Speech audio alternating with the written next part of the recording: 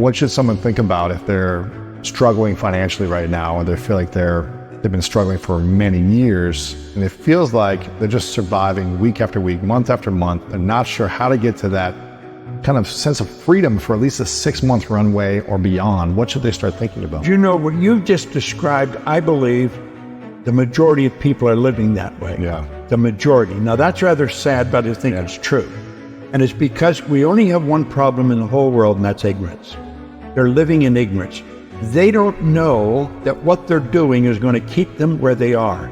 And they keep doing it because they don't know how to change. They're overwhelmed with the debt. People are saying, I need the money. They haven't got it. They want to take their family on a vacation. They don't have the money to go. So they may borrow it and go anyway. Now they got more debt. They have to understand that they don't have to live that way. I wrote a book called You're Born Rich. The truth is you are.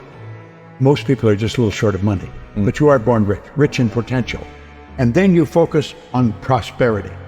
You've got to have a financial goal. You've got to work toward it. And you've got to understand that you can earn more than you're earning. And wealthy people don't have one source of income. They have more than one. I was earning money all last night while I was sleeping. Yep. You can actually earn more money when you're sleeping than you can spend when you're awake. Yeah. You know, it sounds like a cute line, but it's true. There's no end to what we can earn. If you are not getting information from someone who is already wealthy, then you're probably getting information from the wrong people. Most people ask their brother-in-law, or the guy next door, or the girl they know, how do I earn more? Hell, if they knew, they'd be earning it. They don't know. And most people talk to people that don't know. Carlyle put it very well. He said he did not believe in the collective wisdom of individual ignorance. And that's where most people are getting it, from people that don't know any more than themselves. I was on the fire department in a suburb of Toronto, and there was a man near there who became a friend of mine, Ray Stanford. He gave me a copy of Think and Grow Rich, and he said, Bob, if you do exactly what I tell you and read this book every day, you can have anything you want. Well, I mean, I was unhappy, I was sick, I was broke, and you know what, I thought it was nonsense. But he said something else. He said, listen, my way's working, yours isn't. He was happy, healthy, and wealthy. Guy always had money on him. And big, healthy guy. And he said, you're unhappy, sick, and broke.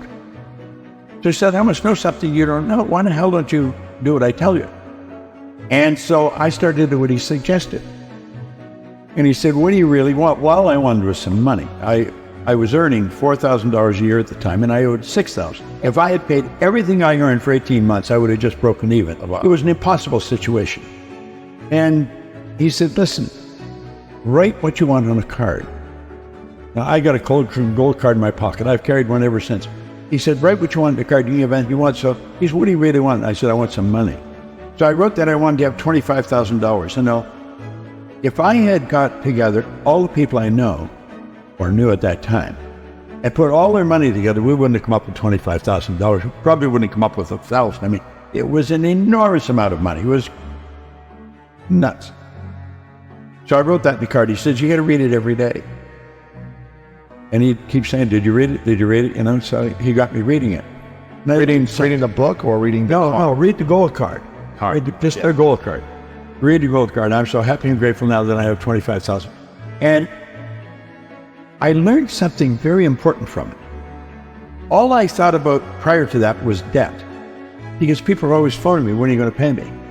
If you think about debt, you're going to be in debt forever. You become what you think about. Well, this gold card got me thinking about earning money. I never thought of earning money before. I thought about debt all the time. And it got me thinking of earning money. So I started to hear people talking about earning money. And because I heard them talking about it, it started me thinking about it. And some guy said, there's good money cleaning floors. I said, I'm not proud, I don't clean floors. I was prepared to do anything. I wonder in this, I wonder. Yeah. So I started to clean one office.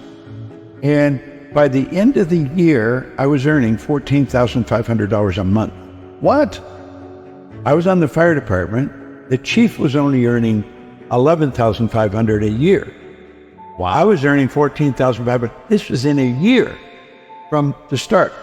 Well, I started to clean one office, Canada Starch. I'd wash the floor twice a month, $15 a time. I got $30. Then I got another one, Kirby's Construction. I got $65 a month. Well, do you know, in less than 5 years, I was cleaning an office in Toronto, Montreal, Boston, Cleveland, Atlanta, London, England. I mean, think going like a rocket. How should people be developing their imagination on a daily basis in a positive way? Well, I think they should take time to image what they want. I have a business partner, Sandy Gallagher, who's a brilliant woman. And she rides horses, gated horses.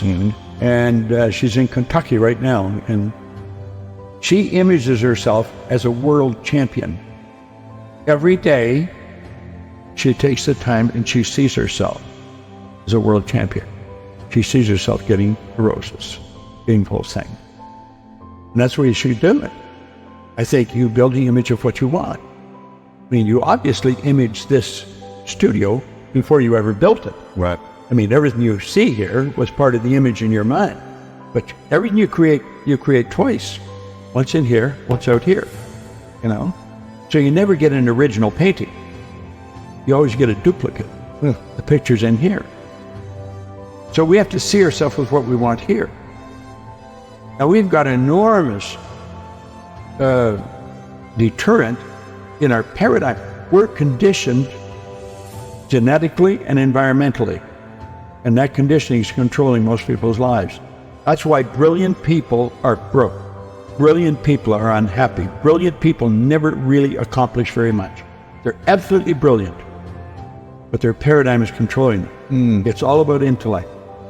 I'm firmly convinced if a person doesn't understand a paradigm is nothing but a multitude of habits. They're programmed into your subconscious mind to control your behavior. It's got nothing to do with how smart you are. It's got nothing to do with what your formal education is. It's got nothing to do from which side of the tracks you come from. It has to do with your paradigm. The paradigm is a program in your subconscious mind. It's both genetic and environmental. It's controlling your behavior. Everyone that can hear my voice knows how to do better than they're doing. And they may wonder, why don't I do it? It's because you're programmed to do what you're doing. Yeah. And until you change the program, nothing's going to change. Paradigm has to be changed. Most people live through their senses because we're programmed to do that. Literally, we're programmed genetically and then environmentally. We go by what we hear, see, smell, taste, touch. But you know, I have a dog at home that can hear, see, smell, taste, touch. All animal life operates through senses. We've been created in God's image. We have these higher faculties. We are creative beings, literally. We have perception, the will, reason, imagination, memory, and intuition. They're the faculties that make us separate from everything else. Like, all the other little creatures on the planet are completely at home in their environment. We're the only creature that's totally disoriented in their environment. And that's because we've been given the faculties to create our own environment. Right. But we've never been taught how to use them. What does the power of generosity do for the other person and do for you, the giver? Givers gain. I think the giver enjoys more than the receiver.